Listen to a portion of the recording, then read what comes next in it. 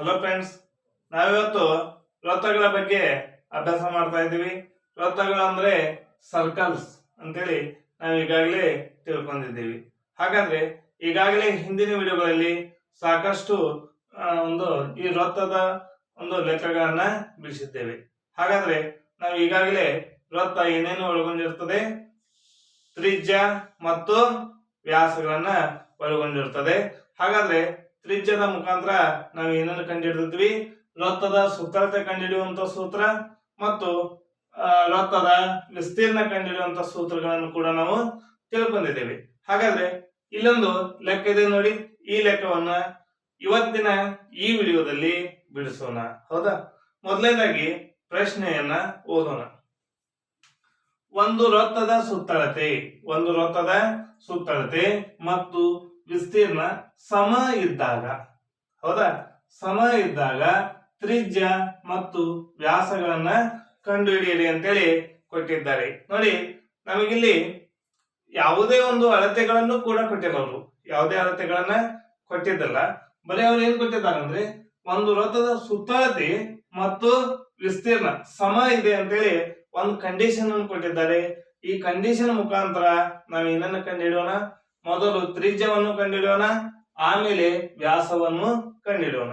ಹಾಗಾದ್ರೆ ಯಾವ ರೀತಿಯಾಗಿ ಲೆಕ್ಕ ಮಾಡ್ಬೇಕಂದ್ರೆ, ಮೊದಲನೇದಾಗಿ ವೃತ್ತದ ಸುತ್ತಳತೆ ಮತ್ತು ವೃತ್ತದ ವಿಸ್ತೀರ್ಣದ ಸೂತ್ರಗಳನ್ನ ಬರ್ಕೋಬೇಕು. ಹೌದಾ? ನೋಡಿ, ವೃತ್ತದ ವಿಸ್ತೀರ್ಣ ಸಮ ವೃತ್ತದ ಸುತ್ತಳತೆ. ಹೌದಾ? ನೋಡಿ, ವೃತ್ತದ ಸುತ್ತಳತೆ ಮತ್ತು ವಿಸ್ತೀರ್ಣ ಏನಾಗಿದೆ? ಸಮ ಆಗಿದೆ. ಹೌದಾ?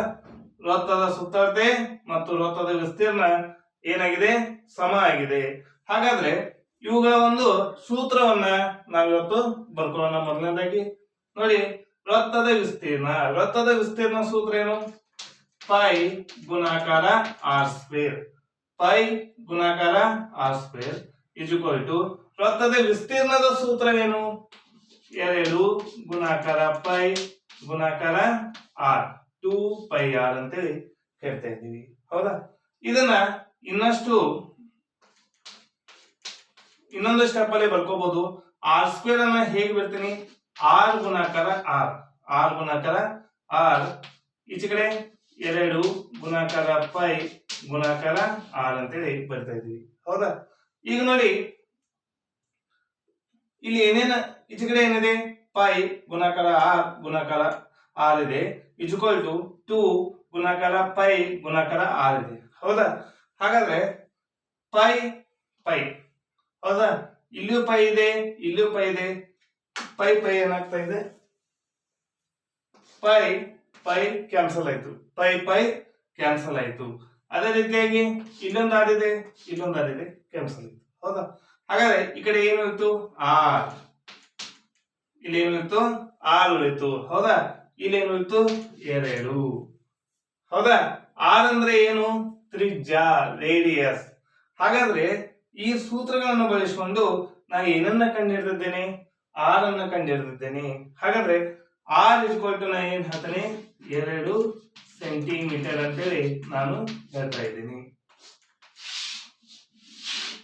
ಹಾಗಾದ್ರೆ ಮೊದಲನೇ ಉತ್ತರ ಸಿಕ್ತು. ಹಾಗಾದ್ರೆ ಆರ್ ಅಂದ್ರೇನು? ತ್ರಿಜ್ಯ. ಹೌದಾ? ಹಾಗಾದ್ರೆ ನಮ್ಗೆ ತ್ರಿಜ್ಯ ಸಿಕ್ತಂದ್ರೆ ವ್ಯಾಸವನ್ನ ಕಂಡುಹಿಡಿಬಹುದು. ಹೇಗೆ? ನಮ್ಗೆ ಈಗಾಗಲೇ ಗೊತ್ತಿದೆ, ವ್ಯಾಸ ಇಸ್ಕ್ವಲ್ ಟು 2 ಗುಣಾಕಾರ ತ್ರಿಜ್ಯ. ಅಂದ್ರೆ ತ್ರಿಜ್ಯವನ್ನ 2ರಲ್ಲಿ ಗುಣಿಸಿದ್ರೆ ನಮ್ಗೆ ಏನ್ ಬರ್ತಾ ಇದೆ ಉತ್ತರ? ಅದೇನಾಗ್ತಾ ಇದೆ? ವ್ಯಾಸ. ಹಾಗಾದ್ರೆ ವ್ಯಾಸ ಇಸ್ಕ್ವಲ್ ಟು 2 ಗುಣಾಕಾರ ತ್ರಿಜ್ಯ ಅಂದ್ರೆ ಆರ್. ಆರ್ ಎಷ್ಟಿದೆ? 2 ಗುಣಿಸು 2, 2 4 ಸೆಂಟಿಮೀಟರ್. ಇದೇನಾಯಿತು? ವ್ಯಾಸ. ಹಾಗಾದ್ರೆ ನೋಡಿ, ಈ ರೀತಿಯಾಗಿ ನಾವು ಏನನ್ನು ಮಾಡಿದ್ದೇವೆ? ತ್ರಿಜ್ಯವನ್ನು ಕಂಡುಹಿಡಿದಿದ್ದೇವೆ ಮತ್ತು ವ್ಯಾಸವನ್ನು ಕೂಡ ಕಂಡುಹಿಡಿದಿದ್ದೇವೆ. ಅಂದ್ರೆ ತ್ರಿಜ್ಯ 2 ಸೆಂಟಿಮೀಟರ್ ಇದ್ದಾಗ ವೃತ್ತದ ವಿಸ್ತೀರ್ಣ ಮತ್ತು ವೃತ್ತದ ಸುತ್ತಳತೆ ಏನಾಗಿರ್ತದೆ, ಸಮ ಆಗಿರ್ತದೆ. ಹಾಗಾದ್ರೆ ಈಗ ಅದನ್ನ ಚೆಕ್ ಮಾಡೋಣ. ತ್ರಿಜ್ಯ = 2 ಸೆಂಟಿಮೀಟರ್ ಇದನ್ನ ತಗೊಂಡ ಈ ಸೂತ್ರಗಳಲ್ಲಿ ಏನ್ ಮಾಡೋಣ, ತುಂಬೋಣ. ಮೊದಲನೇದಾಗಿ ವೃತ್ತದ ವಿಸ್ತೀರ್ಣ ಕಂಡುಹಿಡಿಯೋಣ. ವೃತ್ತದ ವಿಸ್ತೀರ್ಣ, ಹೌದಾ? ವೃತ್ತದ ವಿಸ್ತೀರ್ಣ ಸೂತ್ರ ಏನು? ಪೈ ಗುಣಾಕಾರ ಆರ್ ಗುಣಾಕಾರ ಆರ್, ಹೌದಾ? ಪೈ ಗುಣಾಕಾರ ಆರ್ ಗುಣಾಕಾರ ಆರ್ ಅಂತೇಳಿ ಗೊತ್ತಿದೆ ನೋಡಿ. ಪೈ ಅಂದ್ರೆ ಈಗಾಗಲೇ ನಮ್ಗೆ ಗೊತ್ತಿದೆ ಎಷ್ಟು, 22/7, ಹೌದಾ? ಆರ್ ಅಂದ್ರೆ ನೋಡಿ, ಆರ್ ಅಂದ್ರೆ ಎಷ್ಟು, 2 × 2, ಹೌದಾ? ಹಾಗಾದ್ರೆ ನೋಡಿ ಎಷ್ಟಾಯ್ತು, 2 × 2 4, 2 × 2 4 ಆಯ್ತು. 22 × 4 ಎಷ್ಟಾಗ್ತಾ ಇದೆ, 88 7, 88 7, ಹೌದಾ? ಹಾಗಾದ್ರೆ ಇವುಗಳ ಬೆಲೆ ಏನಾಯ್ತು ನೋಡಿ, 88 7 ಬಂತ, ಹೌದಾ? ಅದೇ ರೀತಿಯಾಗಿ ವೃತ್ತದ ಸುತ್ತಳತೆಯನ್ನು ಕಂಡುಹಿಡಿಯೋಣ. ವೃತ್ತದ ಸುತ್ತಳತೆ ಸೂತ್ರ ಏನು, 2 ಗುಣಾಕಾರ ಪೈ ಗುಣಾಕಾರ ಆರ್. ಹಾಗಾದ್ರೆ 2 ಗುಣಾಕಾರ ಪೈ ಗುಣಾಕಾರ ಆರ್ ನೋಡಿ, 2 × ಪೈ ಅಂದ್ರೆ 22 7 ಅಂತೇಳಿ ಈಗಾಗಲೇ ಹಿಂದಿನ ವಿಡಿಯೋಗಳಲ್ಲಿ ನಾವು ತಿಳ್ಕೊಂಡಿದ್ದೀವಿ. ಅದೇ ರೀತಿ ಆರ್ ಅಂದ್ರೆ 2 ನೋಡಿ, 22 ಗುಣಾಕಾರ 2, ಇಲ್ಲಿ ಗುಣಾಕಾರ 2, ಹೌದಾ? 22 2 44, 44 2 88 ನೋಡಿ, ಸಂಖ್ಯೆ ಏನು ಬಂತು. ವೃತ್ತದ ವಿಸ್ತೀರ್ಣ = 88 7, ವೃತ್ತದ ಸುತ್ತಳತೆ = 88 7, ಹೌದಾ? ಹಾಗಾದ್ರೆ ವೃತ್ತದ ವಿಸ್ತೀರ್ಣ ಮತ್ತು ಸುತ್ತಳತೆ ಸಮ ಆಗಿದಾವೆ ಯಾವಾಗ, ತ್ರಿಜ್ಯ = 2 ಸೆಂಟಿಮೀಟರ್ ಆದಾಗ, ಹೌದಾ? ಈ ರೀತಿಯಾಗಿ ನಾವು ಈ ಲೆಕ್ಕಗಳನ್ನ ಮಾಡಿದ್ದೇವೆ. ಈ ವಿಡಿಯೋ ನಿಮ್ಗೆ ಇಷ್ಟ ಆದ್ರೆ ಲೈಕ್ ಮಾಡಿ, ಶೇರ್ ಮಾಡಿ, ಸಬ್ಸ್ಕ್ರೈಬ್ ಆಗಿರಿ.